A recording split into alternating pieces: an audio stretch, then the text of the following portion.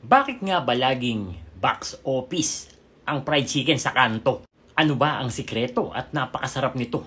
Kaya tara na at atin itong aalamin. Let's get it on! Meron tayo ditong isang buong manok. Nilinis na natin yan at hinugasan na.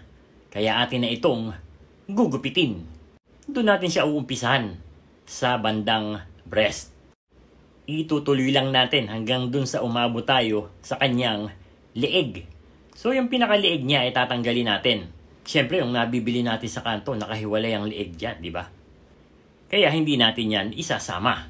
Or pwede natin siyang iprito ng separate. Doon naman sa bandang pakpak niya, ay ating babaliin yung buto. Para mamaya pag piprito natin, nakalapat siya doon sa ating kawali. At siyempre yung pinakatip ng kanyang wings, dapat nating tanggalin. Dumako na tayo sa ating pagtitimpla. So meron tayo ditong patis or yung fish sauce. Meron din tayong calamansi juice.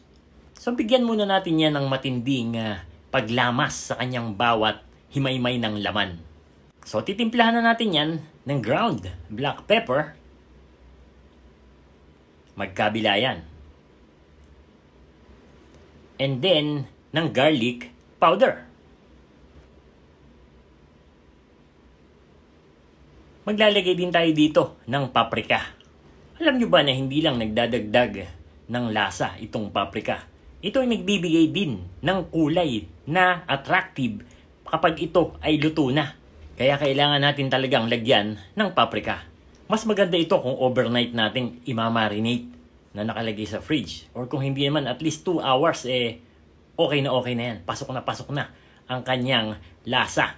So, hihiwa-hiwain lang natin yung medyo makapal na part para hindi siya mahilaw pag pipirito natin. So, marinate muna natin. So, pagkatapos natin i-marinate, lalagyan na natin ito ng itlog.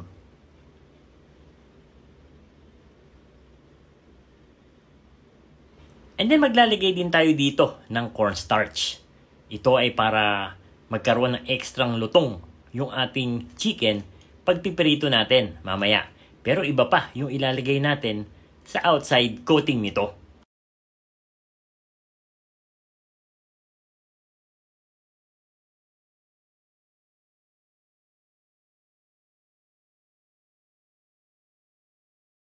Sa isang bowl, maglalagay tayo dito ng isang pack ng crispy fry breading mix. Hindi yan sponsor ha. Pero kung may nanonood beka naman. So medyo merong buo-buo dyan. Gamit naman ang whisk atin itong dudurugin. And then maglalagay tayo dito ng all-purpose flour. Hahaluin lang natin para mag-combine silang mabuti at para din pantay-pantay ang paglalagay natin sa chicken mamaya. Ikaw, pag nagpiprito ka ng chicken, ano ang ginagamit mong breading dito? Paki-comment mo naman. So sa isang malaking plato, ilalagay natin yung ating harina mixture dito at ikakalat natin. And then saka natin ilalagay yung ating chicken. Siyempre maglalagay din tayo niya sa ibabaw para talagang well-coated yung ating chicken. So pag sinabing well-coated, dapat lahat ng sulok talaga pansinin ninyo. Kailangan meron yan. So kung sa tingin nyo ay okay na, iangat nyo na ang manok at itaktak ninyo para bumagsak yung mga sobra. Yung kasi mga sobra niyan, yan yung malalaglag doon sa ating mantika. At ito yung magpapabilis umitim ng ating pinagpipirituhan. So mainit na ang ating mantika. Kaya pwede na nating idiretso ang ating chicken dito. So medium to high heat ang gamit nating apoy dito. So ito lang pala yung sikreto ng pagmamarinate ng manok na nabibili natin doon sa kanto. Simpleng-simple, kayang-kaya natin gawin ito sa bahay. Or baka gusto mong magbenta ng chicken sa labas ng bahay nyo. At makikita nyo naman kung kailangan na talaga itong baligtarin. Tingnan nyo naman, ang ganda oh.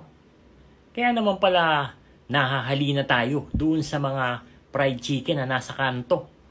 Tingin pa lang, talagang matatakam ka na oh. Tingnan mo oh. So oras na para hanguin yung ating chicken. So kung mapapansin nyo, meron tayong strainer na malapit dun sa ating kawali. Ito ay para tumulo or pumatak yung mga sobrang mantika.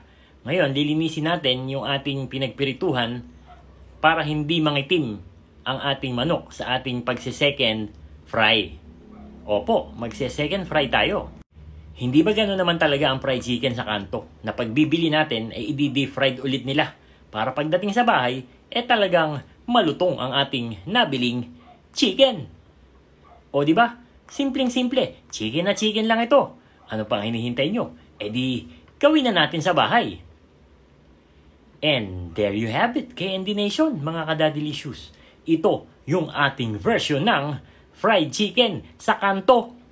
Pang-ulaman or pampulutan, talaga namang ito ang bida. Suki din ako ng mga fried chicken sa kanto dati. At gustong gusto ko din yung kanilang gravy.